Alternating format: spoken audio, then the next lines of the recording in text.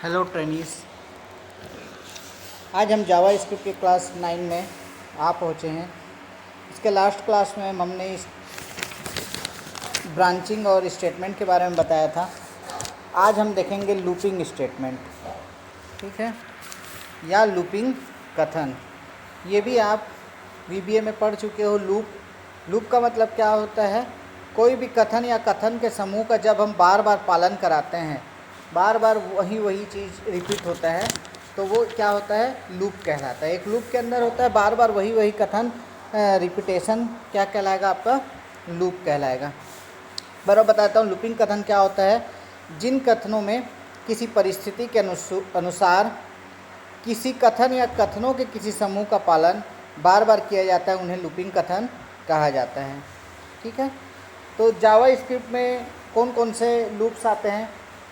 5 प्रकार के लूप आएंगे। एक है, पहला है फॉर लूप, ठीक है। दूसरा है वाइल लूप, तीसरा है डू वाइल लूप, चौथा है आपका ब्रेक और पांचवा है कंटिन्यू। तो ये 5 प्रकार के हम लोग आज के क्लास में कवर करेंगे कि लूपिंग में जावा स्क्रिप्ट में कौन कौन से आते हैं, और उसका एग्जांपल देखेंगे, उसका सिंटैक्स देखेंगे। ये जो लूपिंग क्लास है, इसमें आपको मेनली 2 चीज़ों पर गौर करना है। इसका सिंटैक्स क्या होता है और इसका एग्जांपल क्या है। इसको बहुत अच्छे से समझना है। इसको समझ जाओगे तो ये आसान पड़ेगा आपको, ठीक है। तो let us start with first hour for statement, ठीक है। तो फॉर स्टेटमेंट क्या होता है? इस स्टेटमेंट का उपयोग किसी चर के विभिन्न मानों के साथ किसी कथन या कथन समूह का पालन बार बार करने के लिए किया जाता है, ठीक है। तो इसका सिंटैक्स क्या है? लिखा हुआ है, देखिए। फॉर कथन में लिखा हुआ है फॉर, उसके बाद ब्रैकेट के अंदर क्या है? इनिशियल एक्सप्रेशन, फिर सेमी कॉलन देके कंडीशन, फिर सेमी कॉलन देके इंक्रीमेंट एक्सप्रेशन, ठीक है। इतना देने के बाद या ब्रैकेट ओपन होगा और उसके बाद या तो स्टेटमेंट एक दोगे या ग्रुप ऑफ स्टेटमेंट, जितना चाहे स्टेटमेंट आप दोगे, और फिर ब्रैकेट को क्लोज करोगे। तो इस लूप के अंदर का ये जो ओपन क्लोज हुआ है ब्रैकेट स्टेटमेंट, सारा आपका एग्जीक्यूट होगा। अब इस फॉर लूप में जो आप सिंटैक्स लिखे हो, इसमें हमको ये भी जानना पड़ेगा कि इनिशियल एक्सप्रेशन किसको बोलते हैं, कंडीशन क्या है, और इंक्रीमेंट एक्सप्रेशन क्या है। जैसे कि वीबीए में आपका होता था इनिशियल एक्सप्रेशन, कंडीशन और इंक्रीमेंट, वही चीज़ यहाँ पर भी सेम होगा। तो ये सबको यहाँ पर डिस्क्राइब किया हुआ है, आप देख सकते हो। ए, बी और सी में बताया हुआ है इन तीनों के बारे में। तो जो इनिशियल एक्सप्रेशन वो क्या करता है? सामान्यतः इसमें हम कोई लूपिंग वेरिएबल का इनिशियल वैल्यू देते हैं। जैसे कोई एक वेरिएबल लिया आप नम, उसका इनिशियल वैल्यू आप क्या दे रहे हो? मान लो 0 दे रहे हो या 1 दे रहे हो, जो भी इनिशियल वैल्यू मतलब प्रारंभिक मान, तो वो कहलाता है आपका इनिशियल एक्सप्रेशन। जो वेरिएबल रहेगा उसका हम इनिशियल वैल्यू देते हैं। सेकेंड है आपका कंडीशन। कंडीशन मतलब कि दी हुई कंडीशन की जांच की जाती है। कंडीशन जो भी दे सकते हो। अगर कोई वेरिएबल नम लिए हो तो नम इज़ लेस देन और इक्वल टू 10, तो नम की वैल्यू जब तक 10 के बराबर या उससे छोटी रहेगी, ये कंडीशन होगी, तब तक ये लूप चलता रहेगा, लूप का पालन होता रहेगा। जब तक ये कंडीशन ट्रू रहेगी, लूप के कथन या कथनों का पालन होता रहेगा, नहीं तो लूप समाप्त कर दिया जाएगा, ठीक है। ये था आपका कंडीशन। उसके बाद सी आपका है इंक्रीमेंट एक्सप्रेशन। तो इंक्रीमेंट एक्सप्रेशन वही चीज़ है, जैसे कि हम क्या करते हैं, जो भी वेरिएबल नम दिए थे तो नम प्लस प्लस कर देंगे, तो नम की वैल्यू क्या होगी? लूप को एक बार एग्जीक्यूट करने के बाद जस्ट क्या हो जाएगी? नम की वैल्यू 1 से इंक्रीमेंट हो जाएगी। नम प्लस प्लस लिखे हैं तो, है ना, नम माइनस माइनस लिखे हैं तो डिक्रीमेंट हो जाएगी। तो ये आपका सिंपल सिंटैक्स है फॉर लूप का, जिसमें फॉर के बाद इनिशियल एक्सप्रेशन, फिर कंडीशन, फिर इंक्रीमेंट देंगे, फिर ब्रैकेट ओपन करके स्टेटमेंट या ग्रुप ऑफ स्टेटमेंट देके फिर ब्रैकेट क्लोज करेंगे, ठीक है। तो इसका एक छोटा सा एग्जांपल हम देख लेते हैं, आपको इसका समझ में भी आ जाएगा कि तीनों चीज़ कैसे यूज़ हुआ है। देखिए यहाँ फॉर का एग्जांपल है ना, ये दिख रहा है। फॉर लूप का उदाहरण नीचे दिया गया, ऊपर में लिखा हुआ है for var num is equal to 0, फिर semicolon num less than equal to 10, फिर semicolon num plus plus, और इन लूप वो चालू करके ब्रैकेट चालू करके क्या करना है? डॉक्यूमेंट डॉट राइट नम, ठीक है। तो यहाँ पर जो var num is equal to 0 लिए है, नम क्या है, एक वेरिएबल है और इनिशियल वैल्यू क्या है उसकी 0 है। तो ये क्या हुआ आपका इनिशियल एक्सप्रेशन हुआ, var num is equal to 0 क्या हुआ आपका इनिशियल एक्सप्रेशन। इसकी कंडीशन क्या दे रहे हैं कि जब तक नम की वैल्यू लेस देन और इक्वल टू 10 होगी, ये आपका कंडीशन हो गया। बी पार्ट, सी पार्ट है इंक्रीमेंट एक्सप्रेशन, मतलब कि नम की वैल्यू को हम प्लस प्लस कर रहे हैं, एक एक बढ़ते रहेगी। और हम क्या प्रिंट करा रहे हैं, डॉक्यूमेंट डॉट राइट नम, नम की जो भी वैल्यू है उसको प्रिंट करा रहे हैं। तो इसका आउटपुट क्या आएगा, 0 से लेकर, सबसे पहले नम की वैल्यू 0 है तो, और 0 क्या है 10 से छोटा है तो क्या कर देगा, नम को प्रिंट कर देगा। पहले 0 आएगा, फिर 1, फिर 2, फिर एक एक बढ़ते जाएगा, 2 3 4 5 6 7 8 9 10 तक चलेगा क्योंकि इक्वल टू भी लगा हुआ है। तो 0 से 10 तक की वैल्यू को ये लूप के अंदर फॉर लूप क्या करेगा, प्रिंट करके देगा। ठीक है, आया समझ में। तो ये फॉर लूप का एग्जांपल था, इस सिंटैक्स और एग्जांपल बहुत इजी है, आप वीडियो में भी पढ़ चुके हो, बस सिंटैक्स इसका अलग अलग रहता है, वही सिंटैक्स को अपने को याद रखना है। यहाँ पर भी फॉर लूप का वही चीज़ है, इनिशियल एक्सप्रेशन, कंडीशन और इंक्रीमेंट, और उसके बाद ग्रुप ऑफ स्टेटमेंट या एक स्टेटमेंट लिखो, वो लूप के अंदर चलता रहेगा। ठीक है, अब सेकेंड है आपका वाइल। ये था फर्स्ट था फॉर, सेकेंड जो लूप है उसका नाम है वाइल स्टेटमेंट या वाइल कथन। इस कथन का उपयोग भी लूप बनाने के लिए किया जाता है। तो वाइल भी आप वीडियो में पढ़ चुके हो। वाइल मतलब क्या होता है, जबकि। वाइल कंडीशन रहेगा, सिंटेक्स क्या होगा इसका, वाइल के बाद कंडीशन और फिर ब्रैकेट ओपन करके और क्लोज करके उसके बीच में क्या लिखेंगे, स्टेटमेंट या ग्रुप ऑफ स्टेटमेंट। ठीक है, कंडीशन आपको पता ही है, कंडीशन वो शर्त है जो कि वो लूप के अंदर बार बार आपका चलेगा, वही कंडीशन आप दोगे। अगर कंडीशन ट्रू होगा तो वही स्टेटमेंट को बार बार चलाएगा, लूप के अंदर जाएगा, और कंडीशन फॉल्स होगी तो क्या होगा, असत्य होने पर वो लूप के बाहर हो जाएगा। दी गई शर्त में कंडीशन की जांच की जाती है, यदि वह शर्त ट्रू है तो लूप के कथन या कथन का पालन किया जाता है, नहीं तो लूप समाप्त कर दिया जाता है। ठीक है, तो इसका ये सिंटेक्स देख लिए आप, वाइल, कंडीशन और स्टेटमेंट। इसका भी एग्जांपल देख लेते हैं हम। ये है इसका एग्जांपल, सेम वही एग्जांपल ले रहे हैं हम, सभी में देखेंगे। वेर क्या लिए, नम इज इक्वल टू 0, हम इनिशियल वैल्यू नम की 0 ले लिए। उसके बाद वाइल लूप चला रहे हैं तो वाइल क्या लिख रहे हैं, नम इज़ लेस देन और इक्वल टू 10। नम की वैल्यू जब तक 10 या 10 से छोटी है तब तक ये लूप चलता रहेगा और नम की वैल्यू को प्रिंट करेगा और नम की वैल्यू को प्लस प्लस करते रहेगा। ठीक है, तो नम की वैल्यू लेस देन और इक्वल टू 10 है, इसलिए ये लूप के अंदर आ गया। चूँकि कंडीशन ट्रू है इसलिए डॉक्यूमेंट डॉट राइट क्या करेगा, नम करेगा। तो पहले इनिशियल वैल्यू 0 है तो 0 कर देगा, फिर नम प्लस प्लस मतलब नम की वैल्यू को 1 बढ़ा देगा। अब नम की वैल्यू क्या हो गई, 1 हो गई। फिर 1 को चेक करेगा, वाइल लूप में फिर से जाएगा, 1 लेस देन और इक्वल टू 10 है, हाँ है, ट्रू है कंडीशन, तो फिर लूप के अंदर आएगा, फिर नम की वैल्यू को प्रिंट करेगा और फिर नम की वैल्यू को 1 से इंक्रीमेंट कर देगा। ये कब तक चलता रहेगा, जब तक कि वाइल कंडीशन जो नम की वैल्यू 10 से ज़्यादा नहीं हो जाती। 10 से ज़्यादा, जैसे ही 11 होगी ये वाइल लूप से बाहर आ जाएगा। ठीक है, तो इसका भी आउटपुट क्या होगा, 0 से लेकर 10 तक की वैल्यू को प्रिंट करेगा। ठीक है, तो ये था आपका सेकेंड वाइल लूप। अब थर्ड है आपका डू वाइल लूप, है ना। तो डू वाइल या वाइल कथन का ही एक रूप है। इस कथन का उपयोग भी लूप बनाने के लिए किया जाता है। ठीक है, जो तो वाइल जैसे था उसी का ही एक अन्य फॉर्म क्या है, डू वाइल। ठीक, अच्छा, तो डू वाइल का सिंटेक्स क्या होता है, देखो लिखा हुआ है डू, उसके बाद हम क्या करेंगे, स्टेटमेंट या ग्रुप ऑफ स्टेटमेंट लिख देंगे ब्रैकेट के अंदर, और लास्ट में हम क्या करते हैं, वाइल कंडीशन। अब ये देख लो, ये एग्जिट लेवल वाला है। अभी तक जो दोनों देखे वो एंट्री वाला था, एग्जिट लेवल में वीडियो में बताया था। ऐसा लूप जिसमें कंडीशन हम एग्जिट स्तर पे देते हैं, मतलब कि एक बार कम से कम ये स्टेटमेंट को तो रन कर ही देगा, डू करके स्टेटमेंट, उसके बाद कंडीशन चेक करेगा। ठीक है, तो डू वाइल लूप का स्पेशलिटी क्या है, ये क्या करता है, कम से कम एक बार जो लूप रहेगा उसका अवश्य पालन करता है। ठीक है, तो इसमें भी अपन वही एग्जांपल देख सकते हैं। डू वाइल का भी क्या हो सकता है, हम ऊपर जो देखे हैं वही एग्जांपल को लेते हैं। हम यहाँ क्या कर रहे हैं, where num is equal to 0, do document dot write num और फिर num plus plus while num is less than और इक्वल टू 10। ठीक है, यहाँ पर भी क्या करेगा, नम की वैल्यू 0 है, डू कर देगा। यहाँ पर कंडीशन चेक शुरू में नहीं किया, सीधा पहले डू कर दिया। नम की वैल्यू जो भी थी, अगर हम सपोज करो नम की वैल्यू 0 के जगह हम 15 देते हैं, तो भी एक बार 15 प्रिंट कर देता, फिर दोबारा में वो लूप से बाहर आके कुछ नहीं दिखाता। तो डू वाइल लूप की ये खासियत है कि ये क्या करता है, लूप को कम से कम एक बार अवश्य चलाता है, उसके बाद कंडीशन को चेक करता है। बाकी इसका भी आउटपुट वही होगा जो लास्ट दोनों का था, 0 से लेकर 10 तक की वैल्यू को प्रिंट करेगा।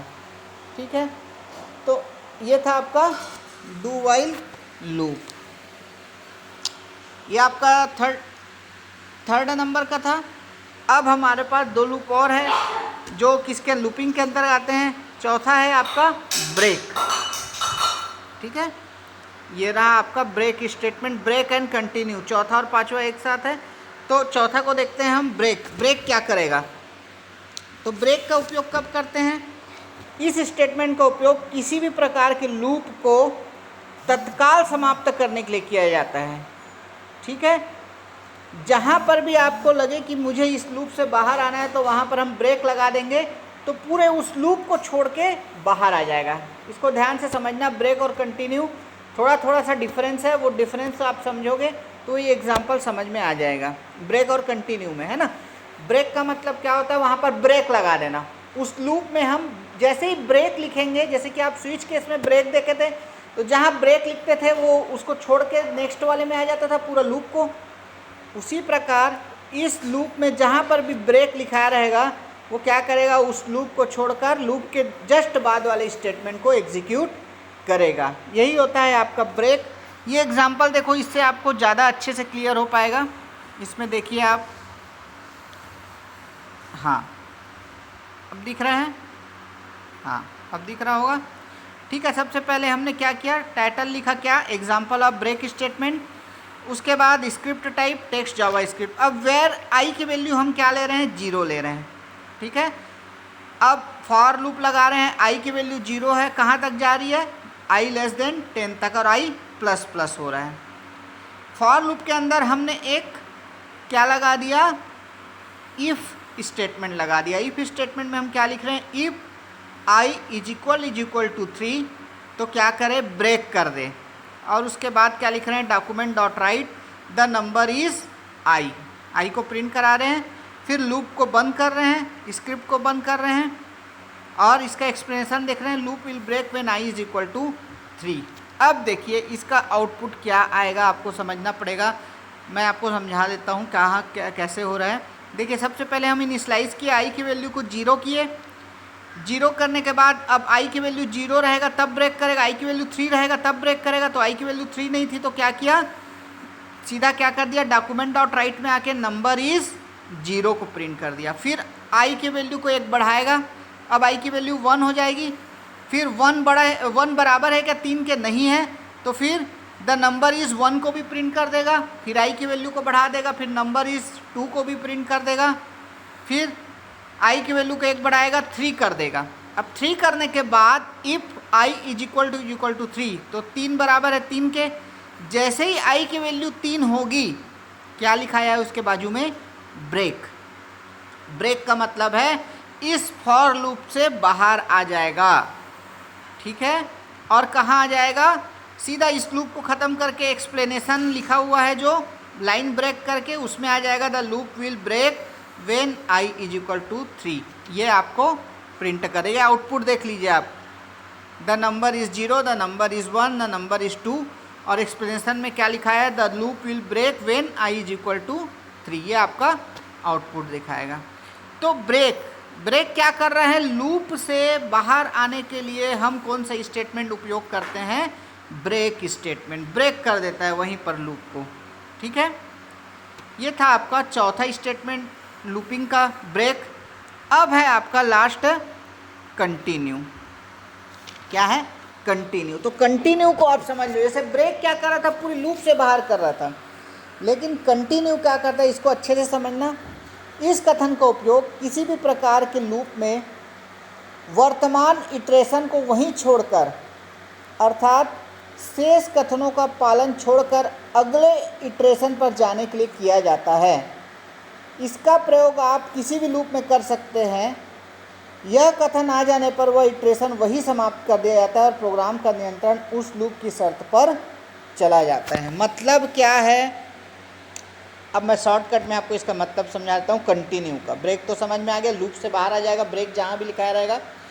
अब कंटिन्यू का मतलब ये होता है, कंटिन्यू करने का मतलब होता है अगर कोई कंडीशन आपको मिलती है वहाँ पर कंटिन्यू लिखाया रहता है तो वो क्या करेगा, वो जो भी उसके बाद लिखाया रहेगा वो सबको नहीं करेगा, क्या करेगा, सीधा उसके जो लूप चल रहा है उसके कंडीशन में आके इटरेशन कर देगा। जैसे कि मैं इस एग्जांपल से आपको और स्पष्ट समझ में आएगा।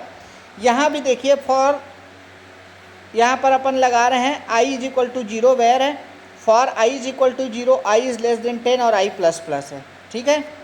अब देखिए, if i is equal to 3 तो continue, if i is equal to 4 फिर continue, if i is equal to 5 continue. और डॉक्यूमेंट डॉट राइट क्या लिखाया है, द नंबर इज i। ठीक है। तो इस प्रोग्राम का आउटपुट क्या आएगा, इसको अगर आप समझ गए तो आप कंटिन्यू को समझ जाओगे, कंटिन्यू स्टेटमेंट को समझ जाओगे। तो देखो, बड़े ध्यान से देखो, मैं फिर से समझा रहा हूँ, 2 बार समझा दूंगा भले। सबसे पहले i की वैल्यू 0 है। ठीक है। तो i की वैल्यू 0 है तो ये तीनों कंडीशन चेक करेगा, फॉल्स हो जाएगी तो उसके नीचे क्या करेगा, the document dot write the number is 0 print कर देगा। पहला आउटपुट क्या हुआ, द नंबर इज 0। अब i की वैल्यू को 1 बढ़ा देगा। अब i की वैल्यू कितनी हो गई, 1 हो गई। तो i की वैल्यू 3, 4 या 5 है क्या, नहीं है, तो उसके नेक्स्ट स्टेटमेंट में क्या आ जाएगा, the number is 1। Second output क्या हो गया, नंबर इज 1। फिर i की वैल्यू को बढ़ा दिया 2। अब i की वैल्यू को फिर चेक करेगा, 3, 4, 5 है क्या, नहीं है, तो उसके नेक्स्ट स्टेटमेंट में आएगा और नंबर इज 2 हो गया। अब देखिएगा, नंबर इज जैसे ही 2 होगा, अब i की वैल्यू को फिर फॉर लूप में जाके 1 से इंक्रीमेंट करेगा। i की वैल्यू अब कितनी हो गई, 3 हो गई। अब i की वैल्यू 3 होगी तो आएगा if i is equal to 3। तो यहाँ पर ट्रू है कंडीशन, i की वैल्यू 3 ही है, तो इसके बाजू में क्या लिखा हुआ है, कंटिन्यू। कंटिन्यू जहाँ पर भी शब्द मिला वो क्या करता है, इसके बाद जितने भी लूप के स्टेटमेंट रहते हैं उसको छोड़ देता है। वो क्या करेगा, if i is equal to 4, i is equal to 5, अब document dot write the number is i को रन नहीं करेगा। वो सीधा कहाँ आ जाएगा, फॉर लूप में i की वैल्यू जो इटरेशन हो रही है ना, एक एक इंक्रीमेंट हो रही है ना, वहाँ पहुँच जाएगा और i की वैल्यू को क्या कर देगा, 1 बढ़ा देगा। ठीक है। फिर i की वैल्यू अब 4 हो गई, 4 भी इसको मिल गया। If i is equal to 4 तो i इज इक्वल टू 5 को चेक नहीं करेगा और नंबर प्रिंट नहीं करेगा और क्या आएगा, फिर 1 से वैल्यू बढ़ा देगा। अब i की वैल्यू 5 हो जाएगी। 5 होने के बाद भी ये देखेगा कि बराबर हो गई तो 5 को भी प्रिंट नहीं करेगा और i की वैल्यू को 6 कर देगा। अब 6 करने के बाद अब देखेगा i की वैल्यू ना तो 3 है ना 4 है, 5 है, तो डॉक्यूमेंट डॉट राइट में आके क्या करेगा, द नंबर इज 6। फिर इसी प्रकार नंबर इज 7, नंबर इज 8 और नंबर इज 9। तो किसको किसको छोड़ दिया, वो 3, 4 और 5 को। क्यों छोड़ा, क्योंकि वहाँ पर कंटिन्यू लिखा था।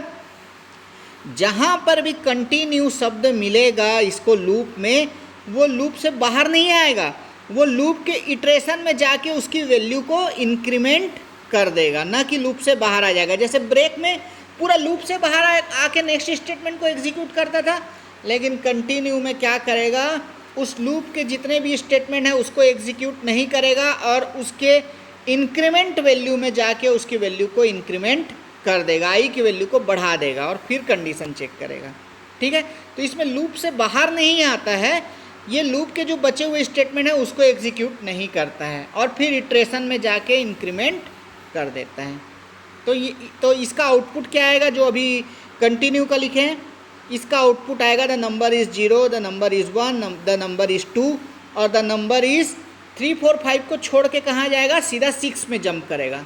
फिर नंबर इज़ 7, नंबर इज़ 8 और नंबर इज़ 9। तो क्या चीज़ छूटा इसमें, 3 चीज़, the number is 3, the number is 4 और नंबर इज़ 5 को प्रिंट नहीं करेगा। क्यों नहीं करेगा, क्योंकि वहाँ कंटिन्यू लिखा था कंटिन्यू शब्द मिलता है तो वो उस लूप के स्टेटमेंट को छोड़ के उसके इंक्रीमेंट में पहुंच जाता है। ठीक है, तो ये था आपका आज का क्लास, जावास्क्रिप्ट का क्लास 9th, जिसमें हमने 5 प्रकार के लूपिंग स्टेटमेंट देखे, for, while, do while, break और कंटिन्यू। ठीक है, आप इसको बहुत अच्छे से समझिएगा। इसमें सारे का सिंटेक्स और एक एक एग्जाम्पल बताया हूँ, तो सिंटेक्स और एग्जाम्पल को आप अच्छे से समझिएगा और ब्रेक और कंटिन्यू को और अच्छे से समझिएगा।